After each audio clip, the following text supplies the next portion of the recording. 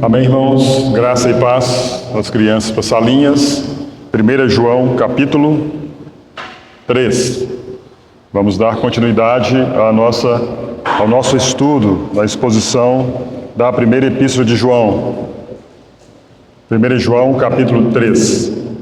Pai Santo, Pai Justo, Pai querido, mais uma vez nos colocamos na Tua presença e pedimos a Tua graça, por meio da ação do Teu Santo Espírito que em nós habita em cada um dos filhos de Deus que foram comprados pelo sangue de Jesus Cristo. Dá-nos entendimento, dá-nos compreensão para a leitura e o compartilhar da Tua palavra, Senhor. Oramos no nome de Jesus para que o que fala e os que ouvem sejam agraciados com a bondade do Senhor, com a graça que há em Jesus Cristo. Oramos no nome de Jesus. Amém. 1 João, primeira epístola de João, capítulo 3, versículo 3. E a si mesmo se purifica todo o que nele tem esta esperança, assim como ele é puro. E a si mesmo se purifica todo o que nele tem esta esperança, assim como ele é puro. Então, dando continuidade ao que temos estudado nessa epístola, nós vemos que essa palavrinha aí, né, essa conjunção, ela está nos mostrando que algo foi escrito anteriormente e algo tem que ser acrescentado. Então, o versículo 3 é uma continuidade daquilo que foi escrito nos versículos anteriores. E, de fato, esse é o pensamento de João. De fato, esse é o pensamento de Deus. É um versículo que está intimamente ligado ao anterior. E quando nós lemos essa passagem, o versículo 2, vamos ler. Na verdade, podemos ler o versículo 1. Vede que grande amor nos tem concedido o Pai, ao ponto de sermos chamados filhos de Deus.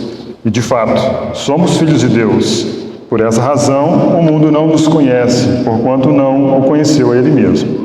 Amados, agora somos filhos de Deus, e ainda não se manifestou o que havemos de ser. Sabemos que, quando Ele se manifestar, seremos semelhantes a Ele, porque havemos de vê-lo como Ele é. E assim mesmo se purifica todo o que nele tem essa esperança, assim como Ele é puro. Quando nós lemos esse texto, nós podemos lembrar de duas cenas que aconteceu no ministério do Senhor Jesus. Uma cena que se segue à outra. E o texto está em Lucas capítulo 9, nós vamos lembrar juntos. E é aquele texto que fala que o Senhor chamou 3 dos seus discípulos e subiu a um monte. E a Bíblia diz que o seu rosto se transfigurou, as suas vestes se transfiguraram. E é conhecido como o Monte da Transfiguração, essa passagem dos Evangelhos. E o fato é que os discípulos logo em seguida viram Moisés e Elias, e eles estavam com sono, estavam quase dormindo, mas ainda assim vendo, sabendo o que estava acontecendo ali.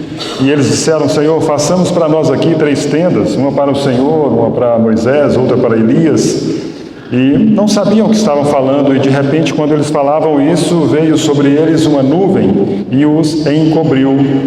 E do céu ouviu-se aquela voz: esse é o eleito, a ele eu ouvi. E logo em seguida, então, eles tiveram que, depois os discípulos, juntamente com o Senhor, na verdade a maravilha foi para os discípulos, aquela glória que eles viram, aquela glória que eles presenciaram, tudo que eles passaram ali naquele monte, né? Tanto é que quiseram permanecer ali com o Senhor, de tanta glória, de tanta pujança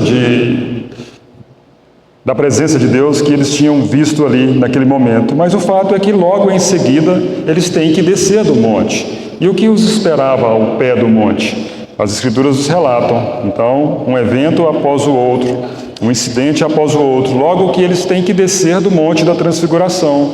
Havia ali ao pé do monte outros discípulos que estavam com um pai totalmente agoniado, um pai totalmente preocupado, um pai totalmente desesperado, com um filho lunático, com um filho endemoniado, que muitas vezes aquele demônio jogava o filho para o chão, fazia tantas coisas horríveis, com o filho daquele pai. E a Bíblia diz que aqueles discípulos não puderam, os discípulos que estavam ao pé do monte, não puderam expulsar aquele demônio. E diz o Evangelho, então, que o Senhor Jesus, expulsando o demônio, curando aquele menino, o entregou ao seu pai. Uma cena que se segue à outra. Da mesma forma que aqui no livro de 1 João, uma cena que se segue à outra, ou um pedido que se segue a outro. Nós poderíamos colocar da seguinte forma: os discípulos, eles estiveram no Monte da Transfiguração. Quantas coisas eles viram. Mas o fato é que eles não podem permanecer no Monte da Transfiguração. Eles têm que seguir a vida dia a dia. Eles têm que enfrentar dificuldades no dia a dia. Outrora vai ser um demônio para ser expulso, outrora vai ser outra coisa, outrora vai ser outra coisa. A maravilha do Monte da Transfiguração não impede que eles desçam do monte e encontrem dificuldades, ou continuem a sua vida nos propósitos que Deus tem para eles. Por um lado, nós temos a glória no monte, toda aquela manifestação da glória de Deus. Aos pés do monte nós temos a infelicidade de um homem, a infelicidade humana, ali um pai totalmente triste com a situação do filho e um jovem totalmente endemoniado. 1 João capítulo 3, versículo 1 e 2. Nós estamos então no Monte da Transfiguração, por assim dizer. Nós somos elevados à montanha de Deus. Foram-nos mostrados coisas inéditas. Por assim dizer, vimos que pertencemos a Deus. Somos agora chamados filhos de Deus. João coloca: não se manifestou o que vocês haverão de ser. Vocês serão semelhantes a Ele. Vocês haverão de vê-lo como Ele é. Mas nós gostamos desse versículo, do versículo 1, do versículo 2. E se porventura pudéssemos ficar ali, fazer algumas tendas, quão bom seria. Mas nós temos que descer do monte, nós temos que voltar à terra, como diz aí, e a si mesmo se purifica todo o que nele tem essa esperança, assim como ele é puro. Nós somos lembrados de algumas coisas que elas permanecem até chegarmos lá. Mas glória a Deus por o Senhor nos colocar no monte e agora descemos do monte. Então o objetivo dos versículos 1 e 2 de 1 João é te levar ou nos levar ao versículo 3. Nós gostamos dos dois primeiros, mas precisamos também do terceiro, não podemos ficar somente nos dois. Gostamos de pregações que incentivam, muitas vezes, nos animam, nos põem para cima, mas não somente isso. A palavra de Deus tem um total equilíbrio entre a doutrina e a realidade. Como diz Tiago, a doutrina e a prática, a fé sem obras é morta. Participamos de uma festa espiritual, estivemos no Monte da Transfiguração, mas precisamos descer. Assim como nosso Senhor, nós vamos descer e lidar com as questões que temos que enfrentar, as questões que vêm sobre nós. O resumo, então, colocado por João é o seguinte: é o que somos e o que fazemos que realmente proclamam a nossa crença e a nossa profissão de fé. A ênfase dada por João ao cristão é o que ele crê. E a partir do que ele crê, ou qual é a sua crença, ou no que ele acredita, vai levá-lo à sua conduta. Uma frase que muitas vezes ouvimos no mundo, posso estar errado, os irmãos me ajudam: o homem é o que ele pensa, o homem é o que ele acredita, o que ele crê. Então nós vemos que a conduta é o resultado daquilo que cremos. ênfase na conduta e no comportamento, irmãos, muitas vezes, antes de estabelecermos princípios, antes de estarmos sobre uma base, sobre um fundamento, é prejuízo para o Evangelho. Muitas vezes as pessoas querem ter práticas, comportamento, condutas, mas eles não estão ainda alicerçados na verdadeira verdade, por assim dizer, nos fundamentos da fé cristã, e passam a praticar e praticar. Não, isso é um prejuízo para eles. Mas aqui no versículo 3, João, por assim dizer, nós temos uma exposição de que a santidade, conforme nos ensina o Novo Testamento, é uma dedução inevitável da doutrina. A santidade é uma dedução inevitável daquilo que nós aprendemos. Foi dito o que somos, foi dito o que nos espera. Agora, qual é o nosso comportamento, então, depois de sabermos e de ouvirmos isso? Filhos de Deus, fomos informados que somos filhos de Deus. E aqui um adendo para, talvez, aqueles que ainda não compreendem sobre, ou não ouviram, ainda não entenderam sobre o ser filho de Deus e não ser filho de Deus. Citamos aqui, falando do versículo 1 e do versículo 2, nem todos são filhos de Deus. Existe a criação de Deus, todos somos descendência de Adão e Eva, mas não somos todos filhos de Deus. A Bíblia é muito clara em dizer que a todos, quanto o receberam quem? A Jesus. Deus lhes deu o poder de serem feitos filhos de Deus, a saber, os que creem no seu nome. Nem todo homem, nem toda mulher na face da terra é filho de Deus. Sim, são criação, descendência de Adão e Eva.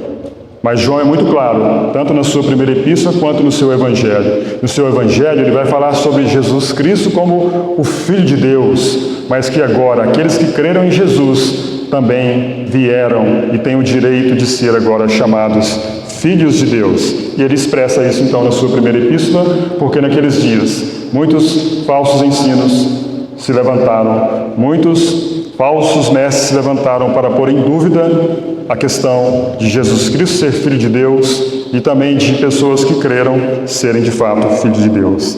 Mas João coloca muito claramente para nós, e no capítulo 5, versículo 13, ele também diz sobre essa verdade: somos filhos de Deus, estaremos com Ele, seremos como Ele. Ainda não se manifestou, mas tudo isso é verdade. Mas sabendo de tudo isso, sendo informado de tudo isso, tendo esse conhecimento, tendo essa doutrina, qual é o seu comportamento diante dessa verdade? Nós podemos fazer algumas considerações. Primeiramente, diz o texto: e a si mesmo se purifica todo o que nele tem essa esperança, assim como ele é puro. Sim, João está falando sobre santidade, João está falando sobre uma conduta cristã daqueles que são filhos de Deus, e o que se requer dele é que sede santos, como eu sou santo, como outrora foi dito pelo nosso Senhor, tanto no Velho Testamento quanto no Novo. Então, algumas considerações a respeito da santidade. A santidade não é algo que somos convocados a fazer a fim de que nos tornemos algo. Não. A santidade, já implícita, é algo que devemos fazer por causa do que já somos. Sim, nós já somos filhos de Deus, nos tornamos filhos de Deus mediante a fé em Cristo Jesus. Então a santidade é a consequência daquilo que nós já sabemos, daquilo que nós fomos feitos pelo próprio Deus, pela ação do Espírito Santo nas nossas vidas. Não é que eu pratico alguma coisa, que eu faço alguma coisa para me tornar filho de Deus. Por exemplo, as religiões do mundo fazem isso. As religiões do mundo, elas ensinam que faça e você será. Faça e você se tornará. Faça e você estará lá. São os ensinos das religiões. Por exemplo, você pega o Espiritismo. Qual é o ensino do Espiritismo? Aqui você tem que ter práticas de boas obras para um determinado fim.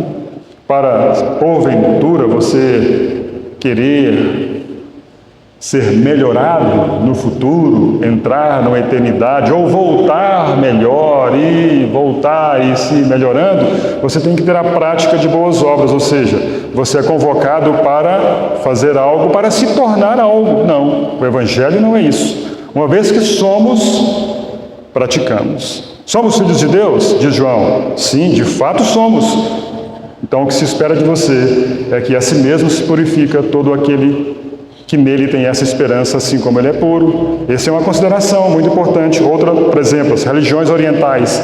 Quando nós pegamos as religiões orientais, praticamente todas elas dizem: trabalhe o seu interior, trabalhe o seu equilíbrio, encontre o seu ponto de equilíbrio na sua vida para você ser mais brando, para você ser mais moderado, temperado, domínio próprio. Não, a Bíblia diz ao contrário.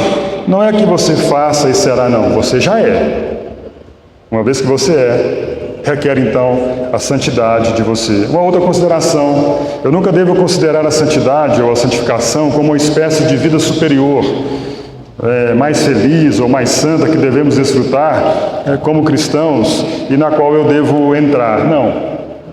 Irmãos, essa vida de santidade, essa vida de santificação é para todos os filhos de Deus. Não é uma bênção separada para alguns. Não é uma segunda bênção, não é para alguns poucos, não é para Paulo, Pedro, João, não, para todos os filhos de Deus. É uma vida para todos os cristãos, todos são chamados a entrar nessa vida. Também outra consideração, essa vida santa é algo que desenvolvemos.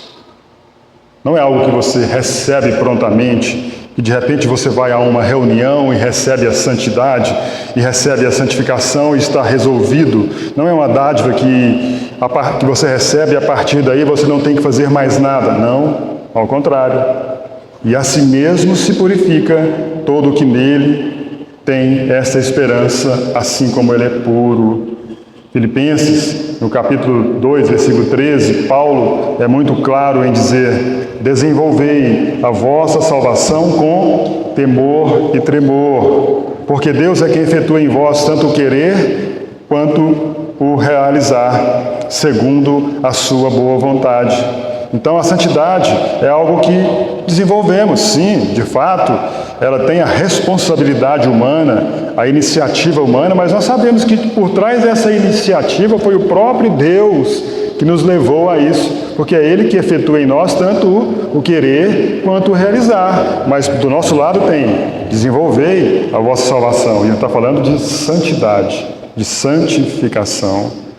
João está colocando isso no versículo 3. Se você crê, então, nos versículos 1 e 2, se você então crê que você é filho de Deus, que você está destinado à glória, se você crê que Jesus voltará, que Ele se tornará Rei e Senhor, que Ele vai julgar o mundo, separar os povos, se você sabe que você o verá, que você será como Ele, que você será glorificado, que você passará a eternidade com Ele, se crê em tudo isso, se você crê em tudo isso, se eu creio em tudo isso, a mim mesmo eu purifico, como Ele é puro. Ou seja, eu busco a santidade. Isso é o que João está colocando nesses versículos. Mas, então, como que se segue isso? Como que se dá essa purificação que João coloca nesse versículo? O que se segue, primeiramente, no versículo 3. E a si mesmo se purifica. Purificar, irmão, aqui significa algo que ocorre no nosso interior. É algo no espírito, na mente. É o próprio Deus, por meio do Espírito Santo, que Ele fez habitar em nós, que foi prometido pelo Senhor Jesus, que estaria nos seus seguidores, né? E eu rogarei ao Pai, e Ele nos dará o Consolador, o Espírito da verdade, que os guiará a toda a verdade. É a ação desse Espírito que ocorre no nosso interior, na nossa mente. Nosso espírito, significa que esse Deus, Espírito Santo, vai nos levar a evitar o pecado. Vai nos levar a evitar o pecado em toda a sua natureza, em toda a natureza do pecado, a origem do pecado, e também do trabalho do pecado em todo o nosso ser. Significa que o Espírito Santo vai nos levar a ser como o Senhor Jesus Cristo. Isso que é se purificar a si mesmo, como Ele é puro. Sim, significa que você vai desejar amar a luz e odiar as trevas. Tudo isso segue nessa visão de João, nesse purificar a si mesmo. Irmãos, o fato é que o pecado, ele nos assedia todo instante, em todo lugar.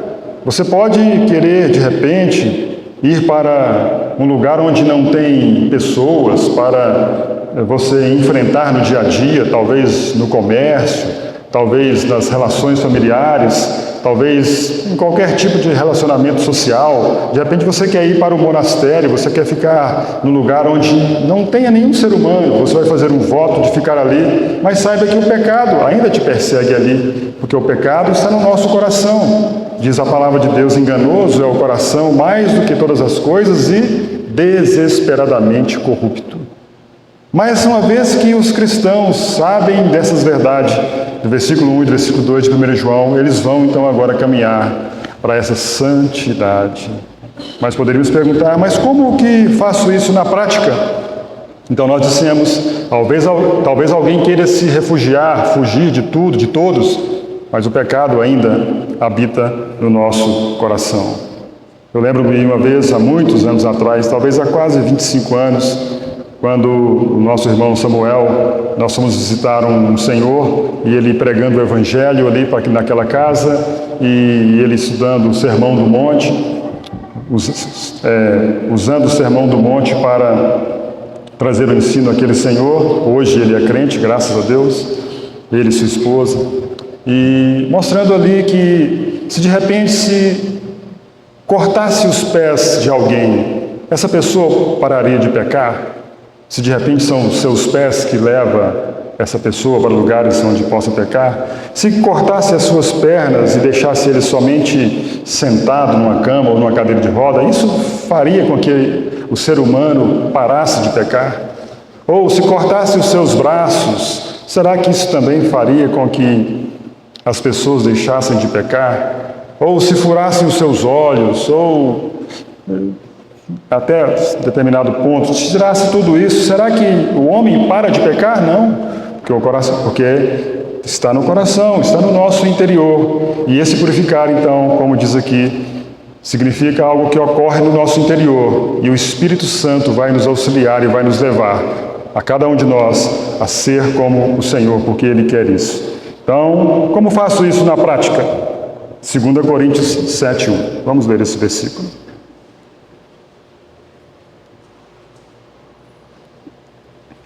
E o apóstolo Paulo tem o mesmo pensamento de João.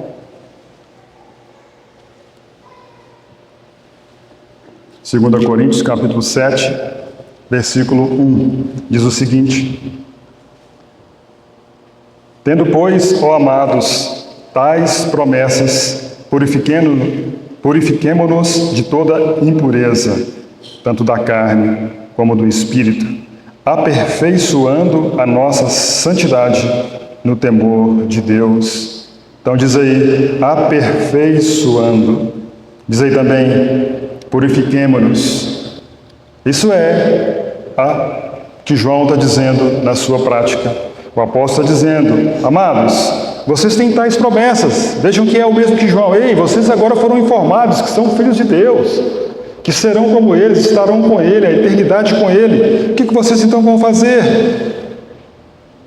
Purifiquemo-nos de toda impureza, tanto da carne como do Espírito, aperfeiçoando a nossa santidade no temor de Deus. Ou seja, como dissemos, é progressivo. A santificação, ela é progressiva, não é algo estático, imóvel, parado, não. Não é algo que você vai a uma reunião e de repente você recebe e acabou agora, eu já sou santo, santo, santo. Aliás, santo, santo, santo é só um. Eu sou santo agora e vida que segue, não. Não, nós precisamos, dia a dia, desenvolver. Eu sou um pouco santo hoje, mas amanhã serei mais santo. E depois de amanhã, mais santo ainda. Porque quanto mais me aproximo da luz, mais eu vejo as minhas trevas.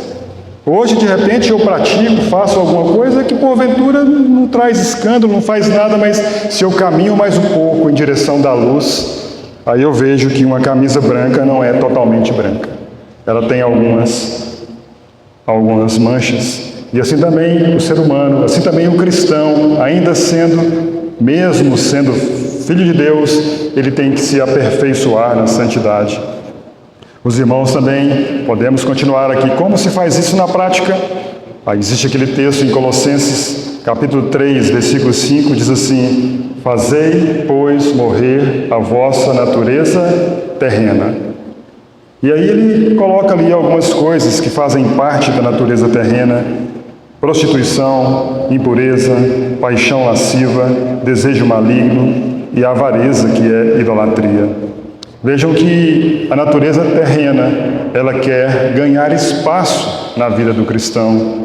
O cristão é aquele que faz o que não quer, como diz o apóstolo Paulo, o bem que eu quero, eu não faço, e o mal que eu não quero, eu acabo fazendo. Quem quer se irritar com a sua esposa porque o arroz queimou? Ninguém, mas se irrita. Quem quer ficar irado no trânsito porque o camarada não deu a seta para virar para a direita, ou deu seta para a direita e virou para a esquerda, mas se irrita. Mas é pecado isso? Mas pode levar a pecar, né? Veja que Paulo então coloca aqui em Filipenses: fazei, pois, morrer a vossa natureza terrena. E é o que João está colocando: a si mesmo se purifica todo aquele que nele tem essa esperança, como ele é puro. Veja que nós temos ainda, irmãos, muitas situações nas nossas vidas que podemos estar ainda nelas. Ele coloca aqui uma lista, como dissemos: prostituição, impureza, paixão lasciva, desejo maligno e avareza, que é a idolatria. Nós não sabemos, você sabe qual... Você sabe aquilo que Deus ainda tem que ganhar terreno na sua vida, aquilo que você tem que se purificar, naquilo que de repente você sabe que tem que fugir, você tem que se desviar, você tem que evitar, como diz o livro de Provérbios: ei, foge da mulher adúltera, não passa na rua dela não. Então esses são exemplos do que, como na prática eu faço isso. Obrigado. Também em 1 Coríntios 6, 18, diz assim: fugir da impureza, diz o apóstolo. É uma maneira de nós nos purificarmos.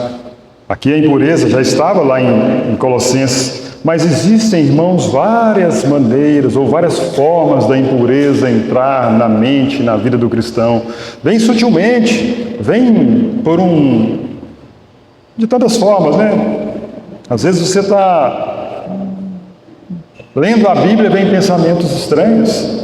Às vezes você está trabalhando, vem pensamentos estranhos. Às vezes você está num culto, ou alguém pregando a palavra de Deus, lendo a palavra de Deus, expondo a palavra de Deus, e vem pensamentos estranhos. Fugir da impureza. Também Paulo em 1 Coríntios 10 diz: fugir da idolatria.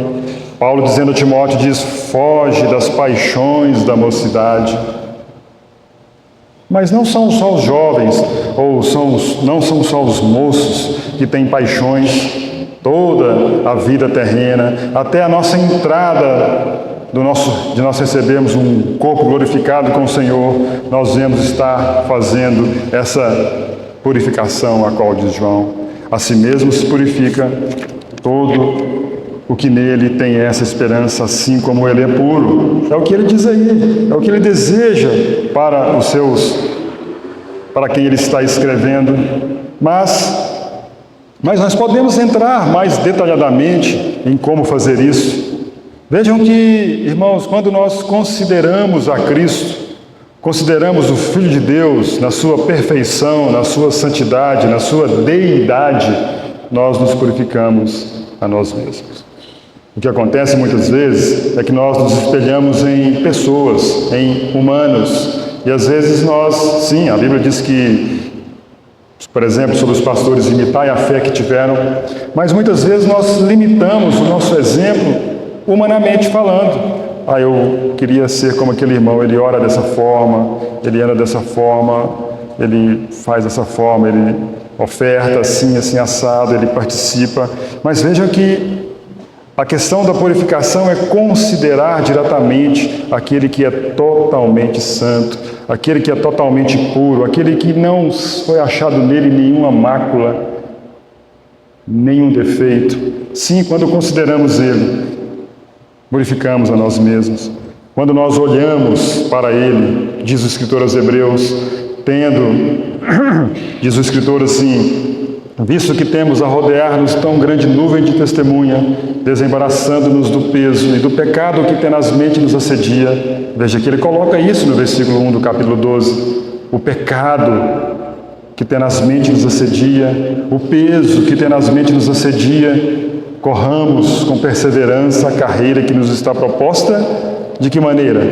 Olhando firmemente para o autor e consumador da nossa salvação, Então ele é o exemplo. Quando consideramos ele, embora possamos estar sendo assediados, sendo o pecado querendo nos pegar, ou o peso querendo nos segurar, olhemos para ele. Sim, faço isso dessa forma, considerando Cristo, olhando para ele, porque a sua vida é perfeita. O seu padrão é o padrão que eu devo seguir. Embora eu olhe para qualquer irmão na face da terra que já viveu, ou que ainda viva, ou que venha viver, eles podem falhar. Eles têm os seus pecados. Mas quando nós olhamos para o Senhor Jesus, Ele é totalmente santo. É uma vida perfeita, uma vida que podemos olhar e considerar as suas ações, o seu ensino. Não é nada que ele fez de errado. Ele não é como os amigos de Jó, que Deus tem que fazer repreensão. Não.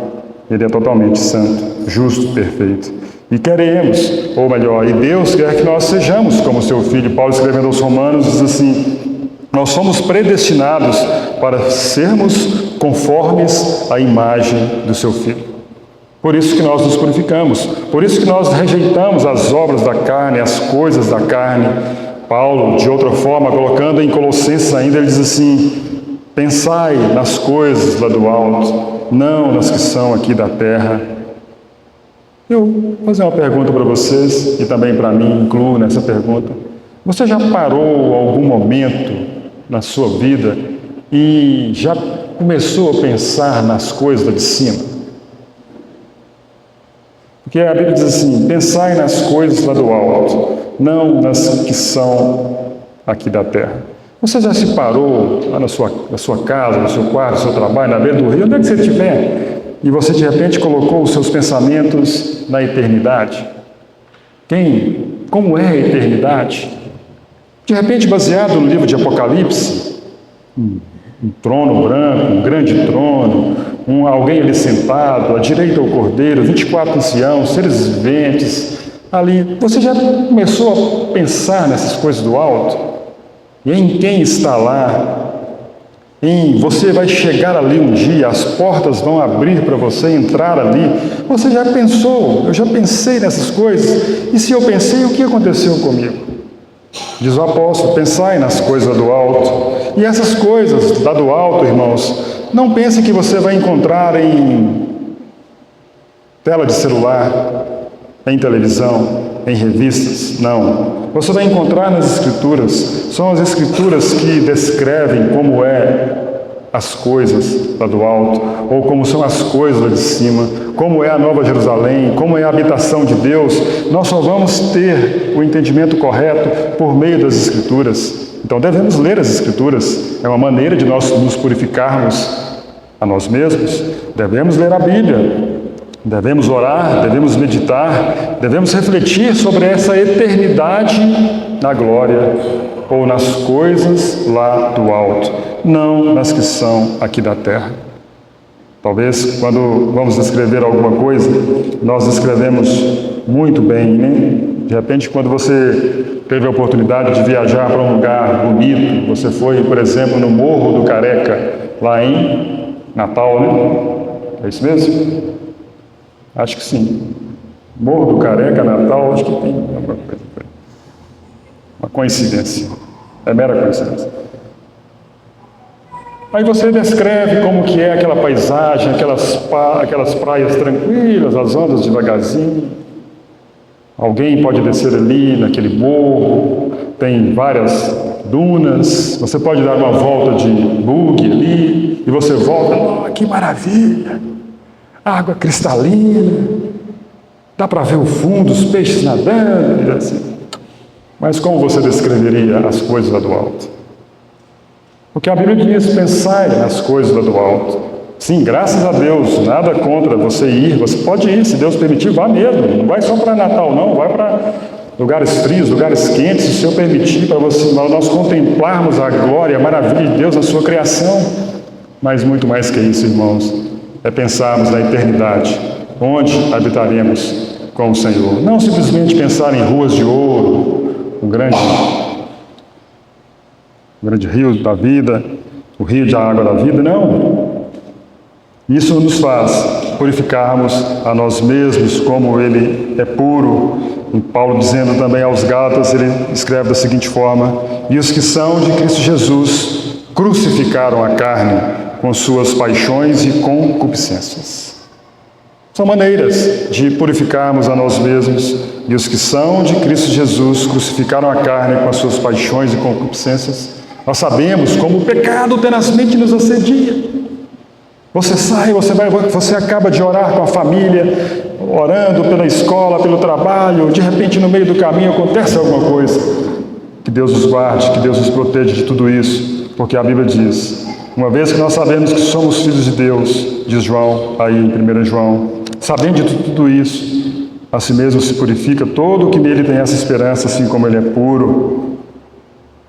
Vejamos que, na prática, podemos colocar também assim: quais são os incentivos e quais são os motivos para que os cristãos se purifiquem dessa maneira? Nós temos então motivos, incentivos na própria palavra de Deus para que nos purifiquemos dessa maneira, como João coloca aqui, a si mesmo se purifica? Ah, certamente. Irmãos, o primeiro motivo ou um incentivo, percebam bem, é o bom senso. Sim, o bom senso. Você sabe de tudo a respeito dele. Como ele é santo, como ele é puro, como ele é glorificado, como ele será glorificado, como ele recebeu um nome que está acima de todo nome. Sim, você sabe tudo sobre ele. E você sabe tudo a respeito de você mesmo, da sua fraqueza, dos seus pecados, das suas deficiências. Não seria sábio você se preparar para esse encontro? Sabendo de como ele é, da sua glória, da sua graça, do seu poder, sabendo que seremos semelhantes a ele, haveremos de vê-lo como ele é, será que não devo me preparar para esse encontro?